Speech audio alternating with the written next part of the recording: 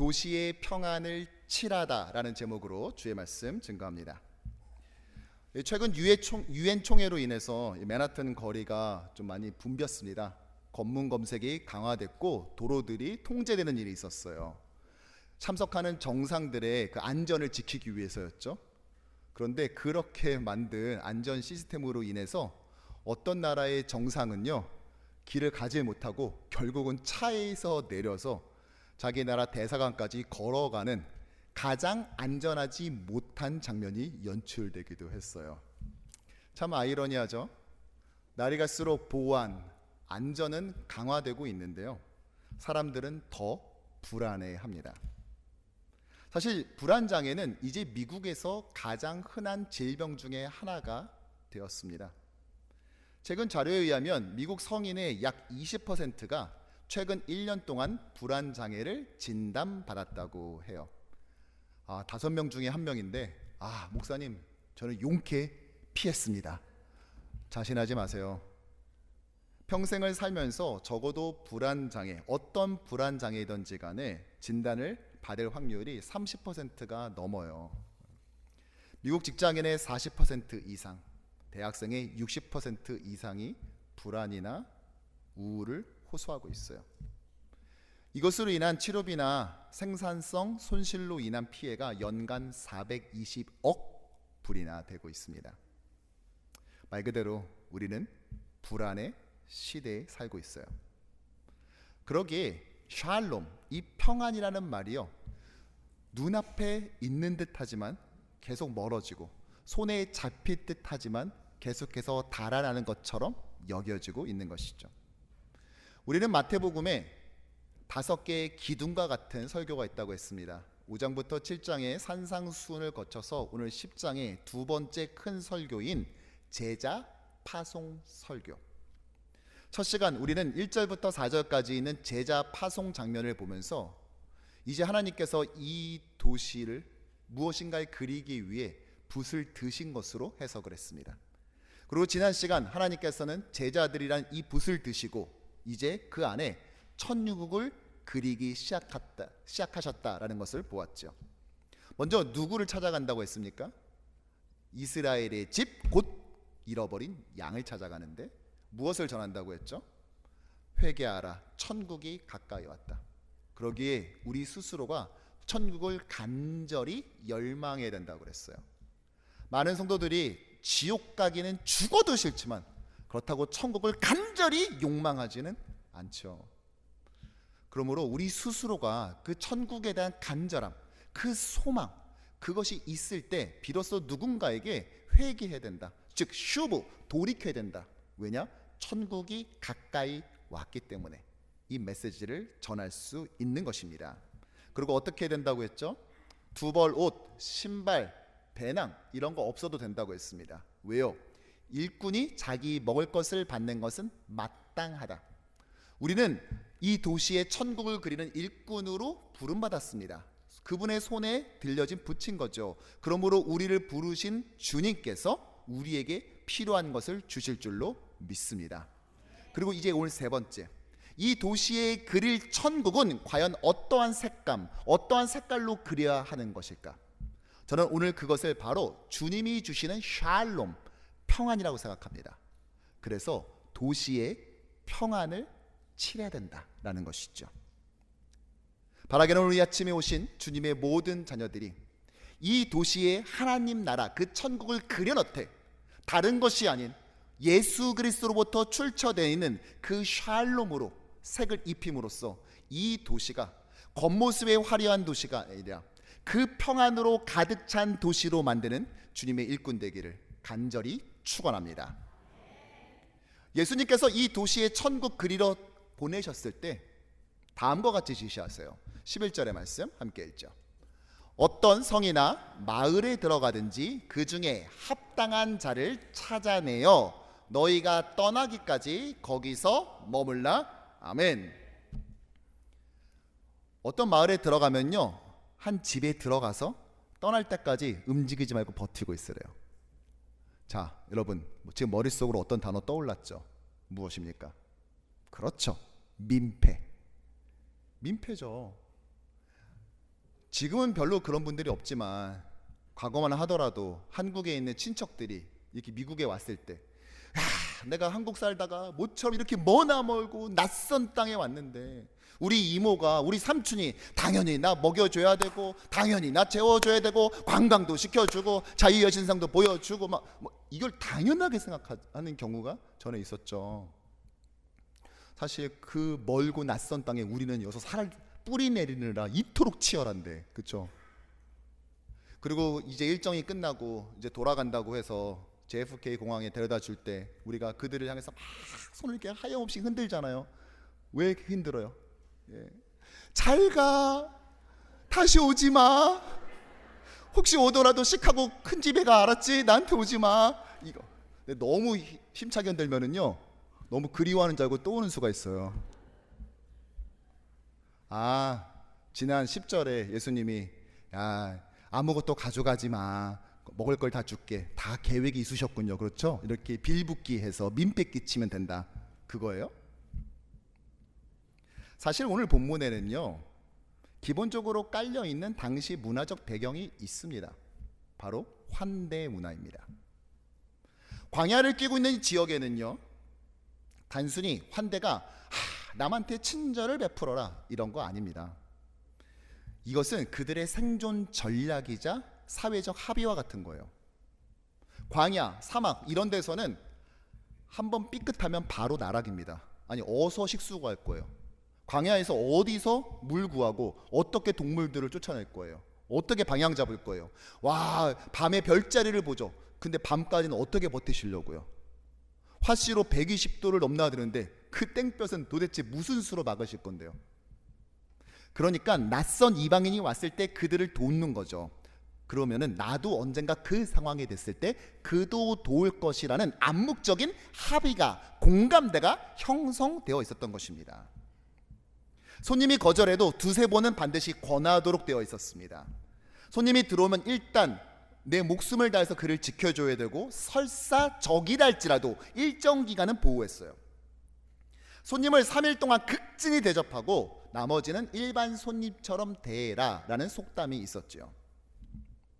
그러기에 이 환대는 그 부족과 가문의 명예가 달려 있었고요, 창세기 18장에 보면 아브라함도 자기도 모르는 사이 그 손님들을 잘 대접했더니 알고 봤더니 하나님의 천사였잖아요.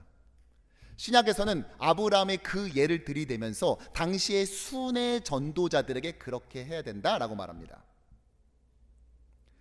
오늘 떠나지 말고 거기 머물라 라고 했는데, 이거 딱 버티고 있어 이 말이 아니라 도중에 숙소를 바꾸지 말라는 말이에요. 뭐예요?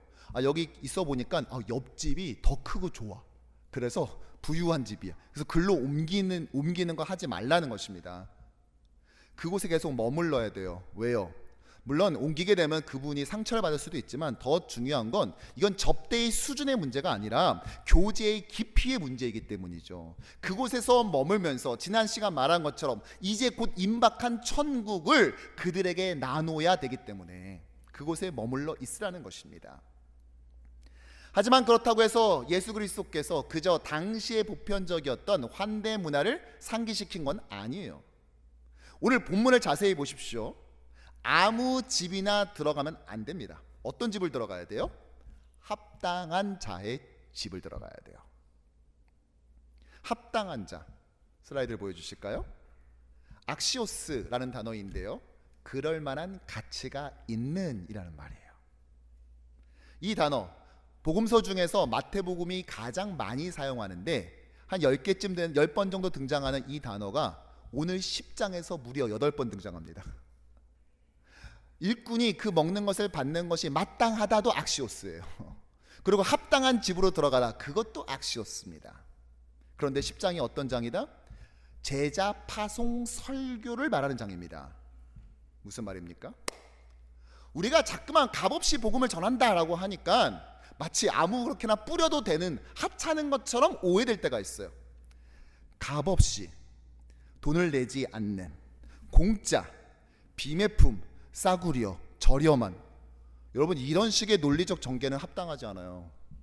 값을 주지 않는 이유는 무엇입니까? 값을 주고는 살 자가 없기 때문인 것이죠. 값없이를 값어치 없는으로 오해해서는 안 된다는 것입니다. 결코 우리가 복음을 전하는 이 복음이 싸구려인 것은 아닌 것이죠. 이것은 값을 매길 수 없는 것입니다. 그리고 오늘 그리스도의 이 복음은 오늘도 그 가치를 알아보는 자를 찾고 있는 것입니다. 아무 집이든 아유 쑥씩 해결했으니까 됐어, 이게 아니라는 것입니다.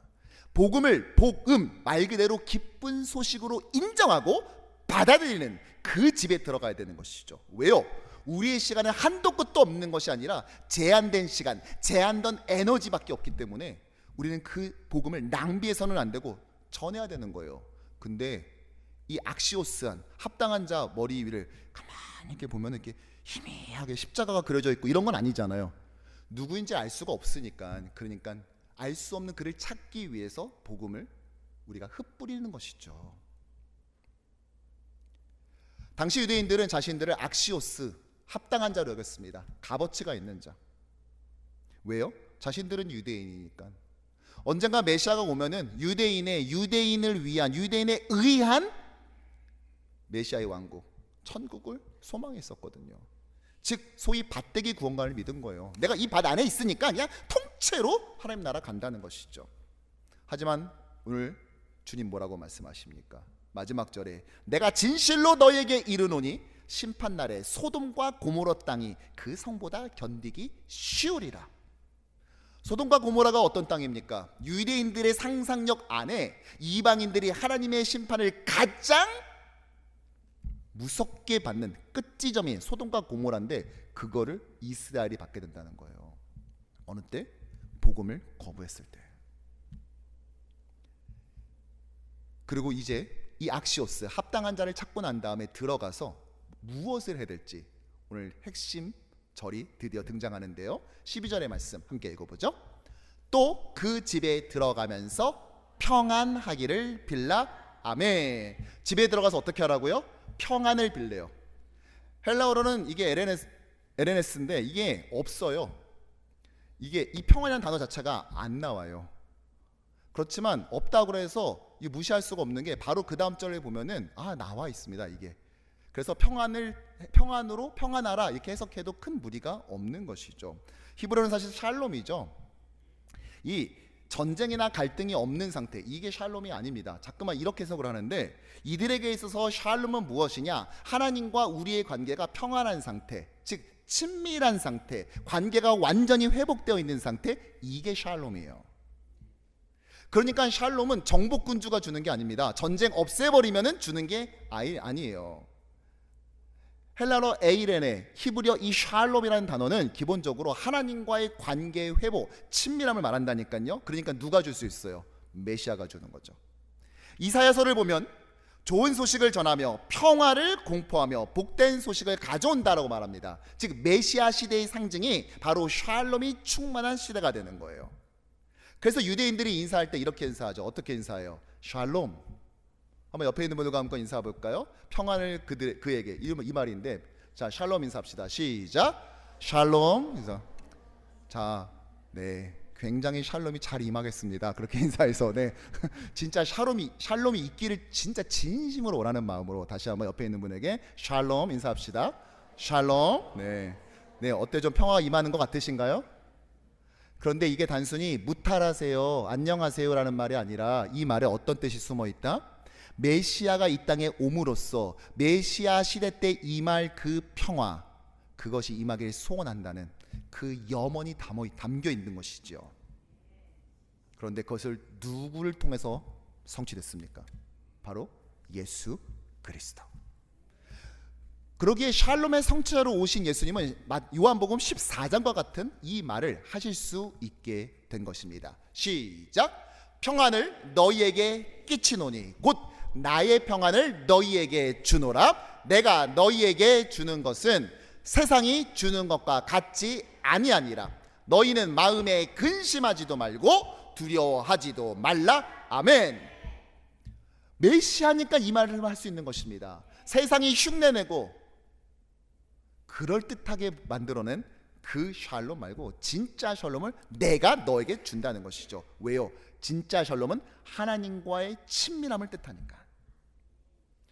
그러나 모두에게는 아니에요. 누가복음 2장은 예수 그리스도에 대해서 이렇게 말을 하는데요. 지극히 높은 곳에서는 하나님께 영광. 그런데 땅에서는 하나님이 기뻐하시는 사람들 중에 평화. 근데 그냥 평화가 아니에요. 잘 보세요. 그 앞에 뭐 붙었어요? 하나님이 기뻐하시는 사람들 중에 뭐예요? 모두가 아니라 이 복음을 받아들이는, 즉 악시오스, 합당한 자들에게 예수가 평안인 것이지, 예수를 거부한 자들에게는 예수가 오히려 심판의 근거가 된다는 것이죠. 그런 면에서 여러분들은 예수 그리스도를 여러분들이 모시고 있습니까? 그렇다면 이 말은 동시에 여러분들은 하나님이 주시는 샬롬을 여러분 마음속에 가지고 있는 것입니다. 하지만 오늘 이 평안에 대해서 설교를 준비하면서 저는 어제 제 인생에서 가장 평안하지 않은 날을 맞았어요. 토요 새벽 예배가 끝나고 강사 목사님 식사 대접을 가려고 하는데 아내가 전화가 왔어요. 제가 나올 때부터 여보 내가 오늘 몸이 좀 안 좋은 것 같아 그랬는데, 끝나고 나니까 아무래도 나 빨리 응급실 가야 될 것 같다고. 그래도 전직 간호사가 하는 말인데 이거 귀담아 들어야 된다. 그래서 바로 응급실에 모시고 갔죠. 이것저것 검사하고 통증이 이게 뭐 간헐적으로 오는 것이 아니라 계속 통증이 너무 심하게 오는 거예요. 그런데 아내가, 저희 처가, 여보 당신 있어도 뭐 할 수 있는 게 없어. 오늘 교회 행사들 많잖아. 빨리 가서 그거부터 하고 설교 준비하고 정 필요하면 내가 전화할 테니까 그때 와. 그렇게 떠밀리듯 병원에서 나왔어요. 교회는 왔는데 할 일은 많으니까 몸은 움직이는데 머리는 계속 병원에 가 있는 거죠. 큰일이면 안 되는데, 큰일이면 안 되는데. 그러면서 설교 준비를 하고, 그것도 평안에 대해서 아버지 학교 시작하는 거도 지원하고 도와드리고, 또 청년부는 캠핑에 갔으니까 잘 무사히 돌아왔는지 살피고, 또 영유아보도 애플피킹 갔으니까 잘 왔나, 또 교회에 또 귀한 손님이 또 저녁에 오시기로 돼 있어서 또 맞이하고. 그런 사이 이제 아내가 검사를 끝냈어요. 담낭에 염증이 있고 또 담석이 커서 이제 이걸 제거하는 수술을 이제 받아야 된다는 것이죠. 사실 오늘이 저희 둘째 녀석 생일이거든요. 근데 지금까지 애가 필요했을 때 제가 거의 있었던 적이 없었더라고요. 항상 교회에 있었고 사역에 있어서, 내가 이번은 꼭 그 전날, 그러니까 어저께는 내가 꼭 아무리 설교 준비 바쁘더라도 1시간은 시간 내서 애 선물 사는 거 마켓 같이 가주겠다 철떡같이 약속을 했는데, 선물은 무슨, 아내는 병원에 있고 애는 딴 사람한테 맡겨놓고 저는 사역하고 이러고 있었어요. 사역을 하면서도 이런 생각이 한편에 들어요. 아내가 아픈데 이렇게 하고 있는 게 이게 맞아? 이게 맞아? 이러고 예수님이 평안으로 왔다는 걸 쓰는 것이 맞아? 그런데요, 아내가 부탁한 물건을 갖다 주러 어제 저녁 밤에 이제 둘째 애를 데리고 갔는데요, 제가 깨달은 것이, 참된 평안은 질병의 부재로부터 오는 것이 아니구나. 무탈해서 병 안 걸렸으니까 건강하니까 그래서 평안이 오는 것이 아니구나라는 것을 깨달았어요. 어제 저녁에 짧은 시간이지만 아내랑 같이 이야기하면서 예수 그리스도, 우리의 참된 샬롬 대신, 참된 에이레네 대신 그 예수 그리스도를 간직하기 위해 우리에게 근원적으로 허락하시는 그 평안이 그 병실 안을 가득 채웠습니다. 낯설게 그지없는 환자 보고 있고 있는 아내의 그 모습을 바라봤지만, 그러나 우리 마음속에는, 저희 부부 안에는, 또 저희 아이에게는 주님께서 주시는 그 평안이, 우리 안에 충만함을 느낄 수 있었던 것이 참 미묘하고도 뭐라 딱히 설명할 수 없는 그런 경험이었어요. 어쩌면 지금 오늘 수술을 한다고 그래서 어쩌면 지금 이 시간에 아내가 수술에 들어가 있을지도 모르겠어요. 걱정하지 말고 설교나 잘하라고 저한테 얼마나 신신당부하는지, 아마 들어갔어도 알리지 않고 들어갔을 것 같은데요. 우리는 어떠한 상황, 병에 걸리지 않았기 때문에 평안한 것이 아닙니다. 미국에서 안정적 재정의 기준을 삼을 때 아무런 수입 없이 3개월 이상 버틸 수 있는 것을 제시하죠. 지금 내 체킹 어카운트에 3개월 이상 버틸 수 있는 밸런스가 있기 때문에 내가 지금 평안할 수 있는 것이 아닙니다. 더 이상 ICE의 단속에 움찔하지 않아도 되는 신분을 취득했기 때문에 내가 평안을 누릴 수 있는 것이 아닙니다. 우리 주 예수 그리스도께서 허락하시는 그 평안은 무엇을 가졌기 때문에, 내가 무엇인가가 되었기 때문에, 무엇인가를 성취했기 때문에 얻을 수 있는 것이 아니라 그분이 자신의 몸을 찢어가면서까지 허락하신 하나님과 우리와의 참된 친밀함, 그 샬롬을 통해서 얻어지는 줄로 믿습니다. 하지만 이것을 강제로 주입할 방법은 없어요. 이거 좋은 거니까 그냥 가지세요 라고 떠넘길 수 있는 방법은 없습니다. 본인이 이것을 받아들여야 돼요. 그런데 모두가 받아들이지는 않을 겁니다. 그래서 13절과 같은 말씀이 나오는 거예요. 시작. 그 집이 이에 합당하면 너희 빈 평안이 거기 임할 것이요, 만일 합당하지 아니하면 그 평안이 너희에게 돌아올 것이니라. 아멘. 어떤 분은 이 말씀 악용해요. 아니 목사님, 말씀을 악용할 수가 있어요? 있더라고요.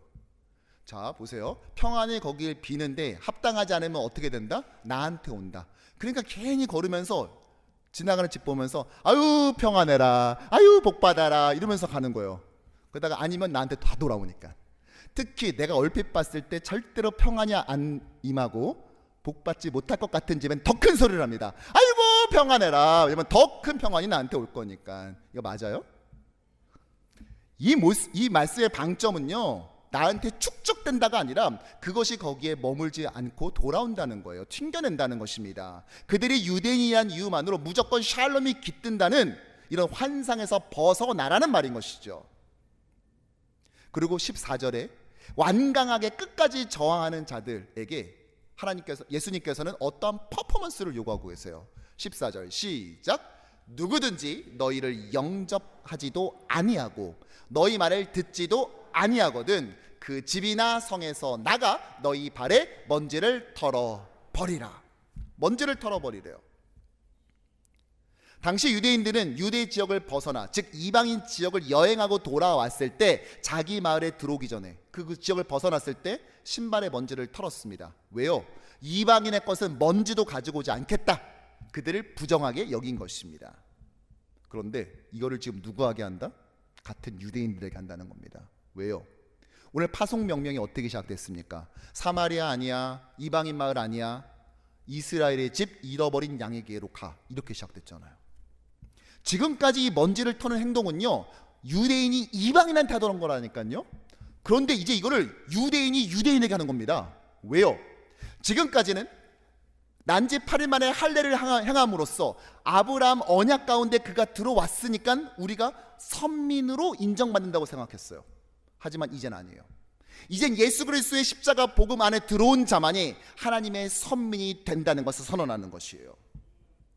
복음을 거부하는 자는 더 이상 선민일 수 없다는 매우 충격적인 선언을 하고 있는 것이죠. 이 마태복음의 1차 독자들이었을 유대교 그리스도인들에게는 밤잠 안 오는 말씀이었던 겁니다. 그래서 사도 바울도 비시디 안디옥에서 유대인에게 배척당했을 때 나오면서 뭐랍니까? 그들을 향해 발의 티끌을 떨어버리죠. 그러나 또 다른 해석이 한 가지가 있어요. 무엇이냐? 이것을 이렇게 문화적 배경에서 해석하는 것이 아니라, 이게 복음을 전했는데 거절당했다고 하더라도 너무 이렇게 분노에 차거나 적개심 갖지 말고 털어버려라, 이렇게 해석하는 것이 있어요. 제가 그 신학자 해석을 보면서 뭘 또 이렇게까지 광의적 넓게 이렇게 해석을 하나. 그래서 제가 좀 별로 안 받아들였다가요, 저 입장 바꿨어요. 이제 지난주부터 저 이 해석을 제가 같이 받아들이기로 결정했습니다. 이유가 있어요. 2주 전에 우리가 맨하탄에서 2,000명의 크리스찬이 모여서 10만 장의 전도지를 나눠줬잖아요. 저도 그때 함께 했었거든요. 이제 행사 끝나고 이제 돌아와야 되는데 그랜드 센트럴 역을 가면서 이제 저랑 부목사님 2명이랑 같이 걸어가는데 이제 가면서도 이제 전도지를 나눠준 거죠. 그런데 제가 제 인생에 대해서 좀 고민해 보게 됐어요. 우리 목사님들 전도지는 잘 받는데 나는 아무리 저도 안 받는 거예요. 한 20장 권하면 한 장 받는 거예요. 그러다가 드디어 한 명이 받았거든요. 사진을 좀 보여주시죠. 그거를 우리 부목사님이 딱 찍었어요. 한 번 딱 받는 거를. 계속 거절당하다가 딱 건넸는데 이걸 딱 봤더니요, 씩 웃더라고요. 얼마나 고마운지 여러분 자세히 보시면은요, 제가 덤접을 하고 있습니다. 얼마나 고마워. 이게 자동으로 딱 나오더라고요. 집으로 돌아오는데도 얼마나 이게 고맙던지 자꾸만 생각이 나요. 제가 너무 후회되는 게 이번에 연락처라도 받아놨어야 제가 밥이라도 한번 좀 대접을 하고 싶은데, 제가 지금까지는 하나님, 제가 이름 없이 빚 없이 그냥 그렇게 무명으로 주님께 살아도 좋습니다 했는데요, 제가 요즘 생각이 좀 바뀌었어요. 저 좀 유명해지려고 그래요. 이제 좀 유명해져야 뭐 TV는 사랑을 싣고 뭐 이런 데도 나와가지고 저분을 찾습니다 뭐 이러지 않겠어요? 얼마나 고마운지. 저렇게 악시오스 한 분, 합당한 분을 찾기가 힘들더라니까요. 아니, 거절할 수 있죠. 미국에서 보행 속도 가장 빠른 도시에 살면서 뭐 그걸 모르겠습니까? 아니, 그런데 굳이 눈을 그렇게 뜰 필요는 없잖아. 그리고 굳이 전도지 이렇게 푹 칠 필요도 없잖아요. 근데 그렇게 거절당하면서 저도 모르게 마음속에 분노와 막 이런 뭐 적개심 비스무리한 게 막 이렇게 모락모락 하는 거예요. 샬롬을 전하러 간다고 말하면서 마음속에는 안샬롬의 하나도, 안샬롬한 마음이 막 이렇게 올라오는 것이죠. 여러분, 사실 따지고 보면 당연해요. 예수님과 사도들이 전한 복음도 거부했는데 우리가 전했을 때 뭐 오죽하겠습니까? 따라서 우리는 복음을 받아들이는, 전도지 받아주는 사람들의 비율 증가로 인해 기뻐할 것이 아니라, 복음을 거부하는 이 시대가 됐음에도 불구하고 이것을 받아들이는 악시오스, 합당한 자들 그 한 명으로 인해 진정 격려받고 위로받아야 될 줄로 믿습니다. 숫자가 몇 명이냐, 많으니까 좋다, 적으니까 안 좋다. 아직 이 환상에서 깨지 못한다면 하나님 나라의 원리가 아직도 무엇인지를 제대로 모르는 거예요. 예수님께서 할당량 주신 거 보셨어요? 몇 명 모집해보라고? 예수 그리스도는 그 한 명의 사연에 집중하십니다. 그 한 명을 만나기 위해서 당시 유대인들은 누구도 가지 않았었던 사마리아 관통 루트를 굳이 감행하시면서 유대에서 갈릴리로 가셔야 되니까 그 길을 통과해야만 했다는 식으로 어쩔 수 없이 그것을 통과해야 됐던 것처럼, 사실은 아닌데 다 돌아갔는데 그 여인 하나 만나겠다고 가시는 그 예수 그리스도. 그러면서 그 여인의 마음에, 동네에서 물 한 번 제대로 기를 수 없는 그 여인의 마음에 참된 샬롬을 주시는 주님. 우리는 그 주님의 방식을 그대로 따라야 될 줄로 믿습니다. 그런데 이 환대 문화가요, 향해야 될 방향이 있어요. 이 환대 문화를 플랫폼 삼아서 예수의 샬롬이 들어가서 그것을 채색을 대야 된다고 했잖아요. 우리가 이것을 반드시 교회 바깥에 나가서 불신자를 향해만 된다고 말해서는 안 됩니다. 불신자들 뿐만이 아니라 우리가 이 환대의 문화를 흘려서 그 위에 주의 샬롬을 흘려보내야 될 곳이 있는데 바로 우리의 다음 세대입니다. 제가 제일 싫어하는 말이 있어요. 바로 저 말인데요, 보여주시죠. 사일런트 엑서더스, 조용한 탈출. 한인 2세들이 고등학교 졸업 후 한인교회를 떠난다는 현상이에요. 한인 2세의 54%가 고등학교 이후에, 26%는 대학 진학 이후에 합쳐서 80%가 교회를 떠나요. LA타임즈 보도에 의하면 한인 이민교회 2세들이 20세 이전의 70%가, 30세 이전의 85% 이상이 한인교회를 떠납니다. 이게 의미하는 바가 무엇입니까? 한인교회의 종말. 여러분, 지금 이 말을 듣고도 샬롬이 충만하시네요. 어떻게 그게 가능하시죠? 네. 저는 심장이 뛰어요. 무서워요. 어쩌면 내가 은퇴하기 전에 사일런트 엑서더스를 목격하는 건 아닌지 불안합니다. 뭐라도 해야지. 이 순간에도, 지금 이 순간에도 뭐를 해야지. 이 마음이 들어요. 그런데요, 참 지난주에 저의 마음에 진짜 평화를 주는 한 사건이 있었어요. 제가 이 이야기를 듣고 얼마나 제 마음에 샬롬이 가득했는지요. 저희 집안에 닥친 이 일을 경험하고도 이 이야기를 들으면서 어젯밤에 제가 막 설교문을 쓰면서도 저도 모르게 감동이 돼가지고, 저희 선임 목사님 보셨어요. 제가 막 감동하고 선임 목사님도 감동하고. 무슨 사건이냐, 몇 달 전 교육부 디렉터를 담당하는 전도사님이 저에게 연락이 왔어요. 목사님, 저희 동네에 전단지 좀 붙여도 돼요? 어떤 고등부 학생이 자기 자전거를 가지고 교회를 왔는데 도둑 맞은 거예요. CCTV를 돌려봤더니 한국 사람은 아니고 타민족인데 동네 주민 같아 보인대요. 그래서 그 CCTV 장면을 딱 캡처해가지고 동네에 좀 뿌리겠대요. 이 전도사님이 아이 불러다가 너 그러게 잠금장치 왜 안 했냐, 왜 부주의했냐 나무라긴 했지만 사실 이 전도사님도 되게 속상했던 거예요. 자기 학생이 예배당 왔는데 누가 훔쳐갔으니까 이거를. 사실 제가 그 어머니 집사님께 직접 들었는데 이 자전거가 좀 이렇게 가격이 좀 나가는 자전거였나 봐요. 그래서 그냥 사줄 수가 없어가지고 뭐 너 이거 성탄절 선물이야, 너 이거 생일 선물이야, 내년도 생일 선물 미리 주는 거야, 온갖 명분을 싹 다 끌어모아가지고 할머니도 좀 보태고 어머니도 좀 보태가지고 이 자전거를 샀는데 교회 왔다가 한 1년쯤 된 자전거를 이제 잃어버린 거예요. 이제 도둑 맞은 거죠. 그리고 얼마 전 제가 휴가 갔을 때 주일 설교를 부탁받은 저희 선임 목사님이 그 이야기를 소개했어요, 성도들에게. 그런데 한 성도님이 설교 후에 이 목사님을 찾아온 거예요. 그 학생 자전거 내가 좀 사줬으면 좋겠다고 500불을 건넨 거죠.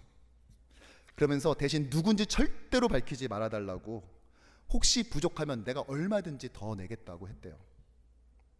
여러분 이거 어디서 들어본 것 같지 않아요?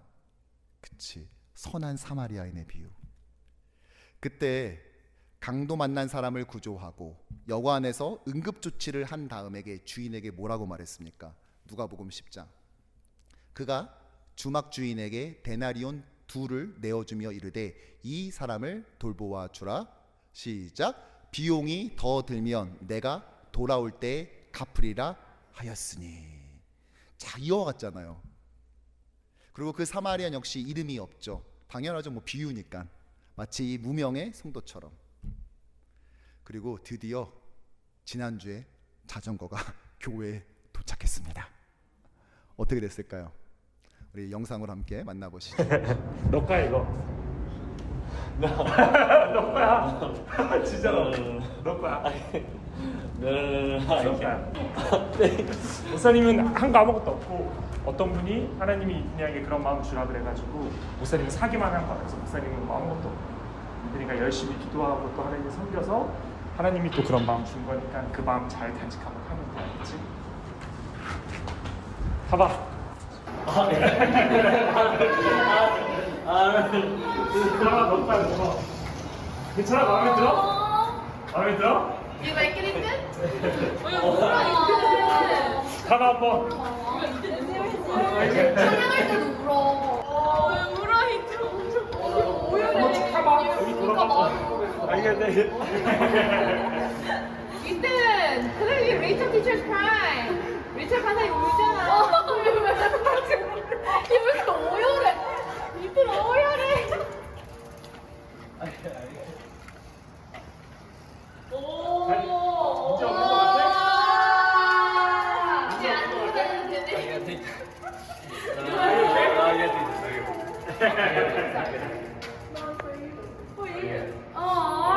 할까요?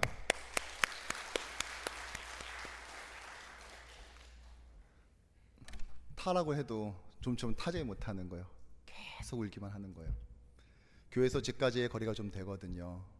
그래서 맨날 교회에 늦으니까 친구한테 좀 자전거를 빌려볼까? 그렇게 마음을 품고 왔는데 갑자기 새 자전거가 딱 하니 생긴 거예요. 이 아이가 사실은 그 맨하탄 전도 때도요, 같이 참여해서 전도지를 나누었던 친구기도 하고, 교회 행사가 있을 때는 목사님 혹시 날릴 거 없어요? 도와드릴 거 없어요? 항상 마지막에 남아서 묻는 친구예요. 그런데 오늘 영상에서 목사님이 하나님께서 너를 위해 다 예비하셨어 라고 말하는 걸 보죠. 사실 그날 당일날 더 많이 반복됐어요. 왜 그런가를 봤더니 이유가 있었더라고요. 원래 이 자전거가 그 500불보다 더 비싼 자전거래요. 뭐 조립비도 있고 배송비도 또 추가되거든요. 그런데 마침 할인 프로모션이 딱 시작된 거예요. 그래가지고 여러분 지금까지 신앙생활 하면서 이런 간증 막 너무 정형화돼 있고 막 그 간증의 클리셰 아니에요 이거 진짜, 그쵸? 뭐 1불도 많거나 적지 않았다 뭐 그거 있잖아요. 막 그거 너무 전형적인 그게 딱 들어맞아 버린 거예요. 딱 500불이 된 거죠. 그래서 이걸 주문한 목사님도 놀란 거예요 이게. 그래서 계속 아니야 이거 목사님이 주문한 게 아니라 이거 하나님이 예비하셨어 라고 말할 수밖에 없게 된 것이죠. 이 학생 어머니가 우리 교회 EM 공동체 집사님이시거든요. 어저께 제가 교회 물건 사러 갔다가 또 그분도 교회 물건 사러 갔다가 주차장에서 우연히 만났어요. 저한테 부탁하시는 거예요. 목사님, 그 성도님께 제가 감사하다고 좀 말씀드리고 싶은데 성함 좀 알려주시면 안 돼요? 제가 알려줬을까요? 안 알려줬을까요? 안 알려줬어요. 왜요? 이 아이에게 진짜 선물을 주고 싶어서. 여러분 생각해 보십시오. 이제 이 아이는 우리 교회 다니면서 어른들을 볼 때마다 속으로 이렇게 생각할 거예요. 저분인가? 저 집사님 나 보면서 우는데 저 집사님인가?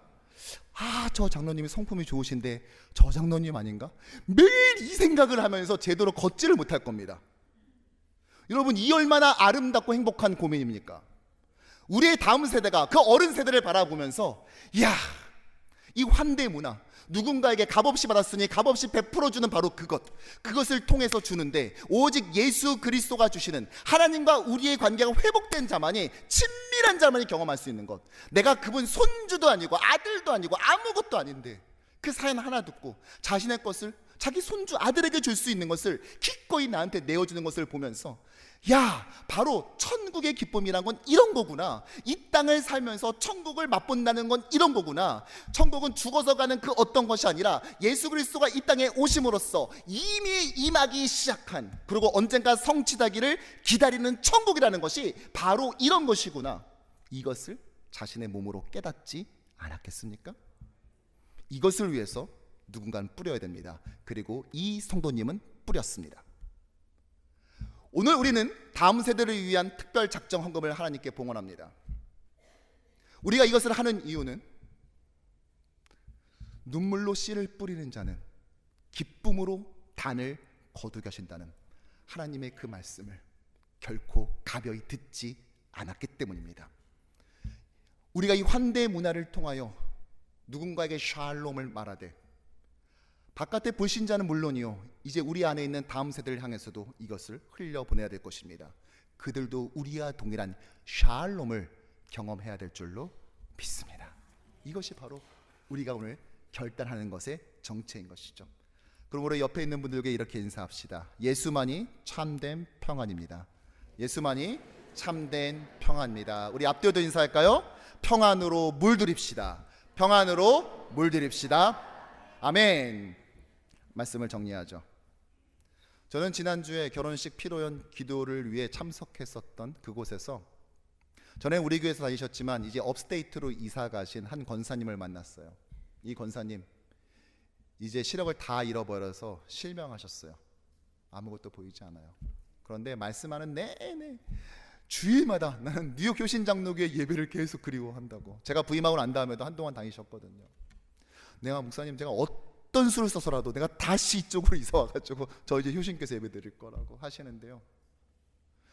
그분과의 대화를 통해서 제가 떠오른 단어가 있어요. 무엇이냐? 평안, 샬롬이에요.